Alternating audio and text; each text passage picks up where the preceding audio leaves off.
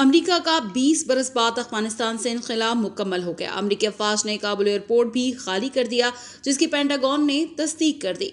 امریکی میڈیا کے مطابق 20 برس بعد امریکہ نے افغانستان کو مکمل طور پر خالی کر دیا۔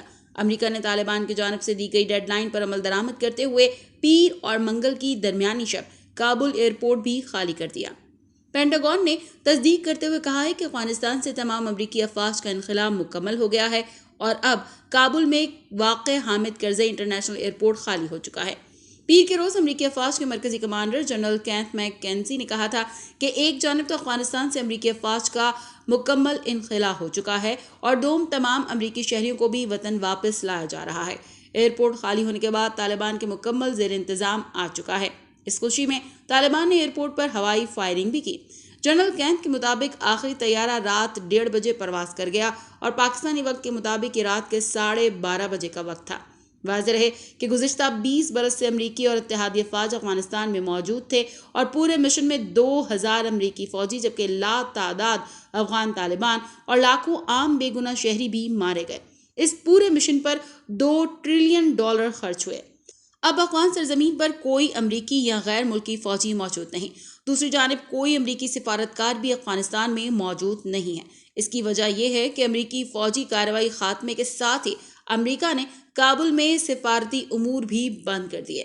امریکی جنرل کینتھ کے مطابق آخری 5 طیارے امریکی افواج اور بعض شہریوں کو لے کر امریکہ کی جانب روانہ ہوئے، تاہم انہوں نے اعتراف کیا کہ بعض امریکی باشندے لاکھ کوشش کے باوجود بھی طیارے میں سوار نہ ہو سکے۔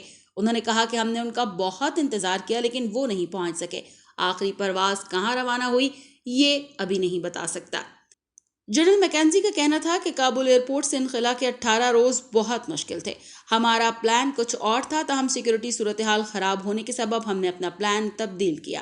ہم نے طالبان پر واضح کر دیا تھا کہ دی گئی ڈیڈ لائن پر ہم اپنا اور اتحادی افواج کا انخلا مکمل کر لیں گے اور اس دوران مداخلت برداشت نہیں کریں گے، تاہم طالبان نے انخلا میں ہمارے ساتھ تعاون کیا۔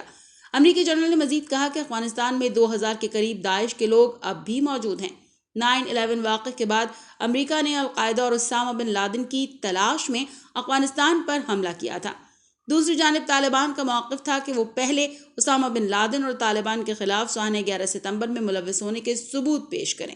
امریکی اور اتحادیوں نے اس وقت افغانستان پر حملہ کیا، تاہم افغان طالبان نے گوریلا طرز کی جنگ پر اپنی کارروائیاں جاری رکھی۔